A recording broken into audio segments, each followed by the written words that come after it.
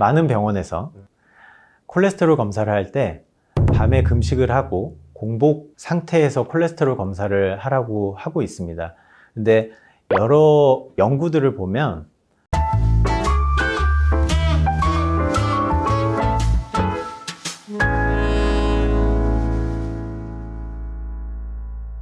심혈관질환 환자들이 LDL 콜레스테롤 관리를 어떻게 시작해야 되는지 소개해주세요. 일단은 본인의 수치를 정확히 알아야 되거든요. 그 본인의 수치를 확인하는 방법은 아주 간단합니다. 혈액 검사를 통해서 저희가 확인을 할 수 있고요. 그러면 그 LDL 콜레스테롤도 당뇨 환자가 피를 꼭 검사를 해야 되는 거예요? 콜레스테롤은 먼저 맨 처음에 약을 복용하게 되면 4주에서 12주 사이 보통 그 안에 한번 검사를 하고요. 심장질환 환자들은 3개월 혹은 6개월 자주 검사를 해서 LDL 콜레스테롤이 70 이하로 떨어지는지를 계속 꾸준히 확인을 해야 됩니다. 왜냐하면 저희가 심장에 스텐트 시술이란 것을 하는 환자들은 심장 혈관에 때가 끼게 되거든요.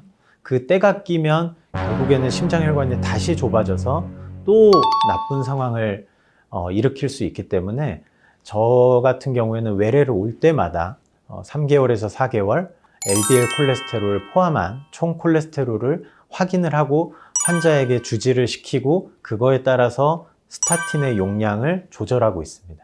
LDL 콜레스테롤 검사 언제 하는 게 가장 좋은지? 많은 병원에서 콜레스테롤 검사를 할 때 밤에 금식을 하고 공복 상태에서 콜레스테롤 검사를 하라고 하고 있습니다. 근데 여러 연구들을 보면 사실 공복에 검사를 하거나 그 다음에 식사를 하고 검사를 하거나 LDL 콜레스테롤의 수치는 큰 변화가 없다고 그렇게 연구들이 있습니다. 그래서 어떤 경우들이 보통 있냐면 나 콜레스테롤 검사해야 되는데 아침에 커피 한 잔을 먹어서 검사를 그냥 못했어요 라고 하고 제 외래로 오는 분들이 예전에는 있었거든요. 사실 그런 분들에게는 LDL 콜레스테롤은 너무너무나 중요한 건데 그걸 보고 스타틴의 용량을 또 조절하고 환자하고 또 그걸로 가지고 상담을 해야 되는데 커피 한 잔 같은 거 먹었다고 검사를 안 해버리면 멀리서 오신 분들은 또 와야 되는 그런 수고를 해야 되기 때문에 지금 저 같은 경우에는 식사하고 오셔도 전혀 문제 없으니까 식사했다고 하더라도 반드시 혈액 검사하고 제 외래로 오세요라고 얘기를 하고 있고요. 검사 결과는 어떻게 확인할 수 있을까요? 콜레스테롤 수치는 이렇게 보면 4가지로 나와 있습니다. 총 콜레스테롤은 좋은 콜레스테롤과 나쁜 거를 합친 거, 그 다음에 중성지방, 나쁜 콜레스테롤 중에 2등으로 나쁜 콜레스테롤이 중성지방이라고 알고 계시면 되고요. 고밀도 콜레스테롤이 아까 HDL 콜레스테롤, 좋은 콜레스테롤, 그 다음에 저밀도 콜레스테롤이 LDL 콜레스테롤이라고 하는 가장 나쁜 콜레스테롤이고요. 여기에 기준치가 각각 나와 있습니다. 총 콜레스테롤은 200까지가 정상, 중성지방은 150까지가 정상, 고밀도 콜레스테롤은 60이 넘어가면 좋은 거, 그 다음에 저밀도 콜레스테롤은 일반인인 같은 경우에는 130이 기준이고 저희에게 오는 심장 질환 환자들은 70 이하로 낮추는 것을 목표로 하고 있습니다.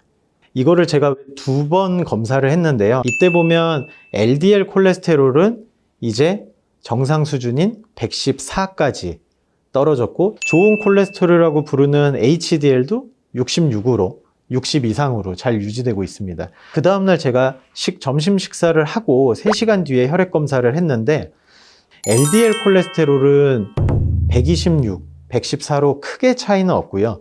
사실 식후나 금식이나 LDL 콜레스테롤 측면으로만 보면 그렇게 큰 차이가 나지 않습니다. 심혈관질환 한번 경험하셨던 분들은 계속 관리를 하셔야 되잖아요. 건강한 성인들이 콜레스테롤 약을 먹는 거는 1차 예방을 위해서 먹는 겁니다. 지금 일어나지 않은 일을 예방하기 위해서. 일어나지 않은 일이라고 하면 뇌경색, 심근경색, 협심증 이런 병들. 근데 심장질환이 있어서 특히 심근경색, 협심증이 있어서 스텐트를 넣는 환자들은 이미 1차 예방이란 말은 맞지 않는 거죠. 이미 일이 생겼으니까. 그래서 그런 환자들은 2차 예방을 목적으로 약을 먹는 거고요. 그거를 재발 방지를 위해서 약을 먹는다고 표현을 하는 겁니다. 협심증이 있거나 심근경색이 있는 환자들은 스타틴은 수치에 상관없이 반드시 먹어야 되는 약이고요. 그러면 저는 70 이하인데 안 먹으면 안 돼요? 아닙니다. 반드시 먹어야 되는 약입니다. LDL이 50이거나 40인 환자들도 스타틴을 먹는 환자와 안 먹는 환자들을 비교했을 때 재발이 스타틴을 먹는 환자들이 훨씬 더 덜 생기거든요. 그렇기 때문에 저 같은 경우에는 심근경색 환자 시술하고 나면 입원했을 때부터 앞으로도 스타틴은 평생 함께 할 약이니까 주변에서 혹시나 뭐라고 하더라도 그냥 꾸준히 드시라고 꼭 그렇게 얘기를 하고 있고 반드시 그렇게 하셔야 됩니다. 스타틴을 먹고도 그 LDL-C 관리가 안 되면 혹시 어떻게 해요? 이전에는 우리가 LDL 콜레스테롤을 낮추는 무기가 몇 개 안 됐었거든요. 스타틴 이외에 다른 것들이 별로 없었는데 콜레스테롤이란 거는 장에서 흡수가 되거든요. 근데 그 장에서 흡수되는 거를 막아주는 약이 생겼습니다. 그래서 그 약들을 지금 복합제로 같이 많이 쓰고 있고요. 그렇게 쓰게 되면 LDL 콜레스테롤을 조금 더 낮출 수 있고, 또 최근에는 획기적인 이 주사제가 또 개발이 됐습니다. 그 주사제는 2주에 한 번씩 주사를 맞는 건데요. 물론 주사를 맞는 거에 대해서 환자분들이 거부감이 있는 거는 사실이지만 심근경색, 협심증 환자들은 수치가 약을 먹고도 떨어지지 않으면 반드시 그 주사제를 써서라도 수치를 낮춰야 되고, 그 주사제를 쓰게 되면 보통 평균 LDL 콜레스테롤이 30 정도까지 떨어집니다. 굉장히 많이 떨어지네요. 네. 그런데 앞에서 아까 얘기했듯이 LDL 콜레스테롤은 낮으면 낮을수록 좋기 때문에 LDL 콜레스테롤은 심근경색이나 협심증 환자들은 어떻게든 낮게 유지하는 게 환자의 재발 방지를 위해서 반드시 필요한 겁니다. 저번 주에도 제가 밤에 새벽에 시술을 했는데 심근경색으로 와서 심장혈관에 스텐트를 넣고 아주 젊으신 분이었고, 와이프는 울면서 저에게 시술을 잘 해달라고 했는데, 시술 끝나고 제가 환자랑 보호자한테 했던 첫 마디가 이 시술이 치료의 끝이 아닌 시작이라고 얘기했습니다. 정말로 이 시술하는 거는 정말 그 순간의 통증을 좋게 하고 환자에게 도움을 주는 거지만, 그 이후에 관리가 정말 중요한 게 심근경색과 협심증, 이런 심장 질환이거든요.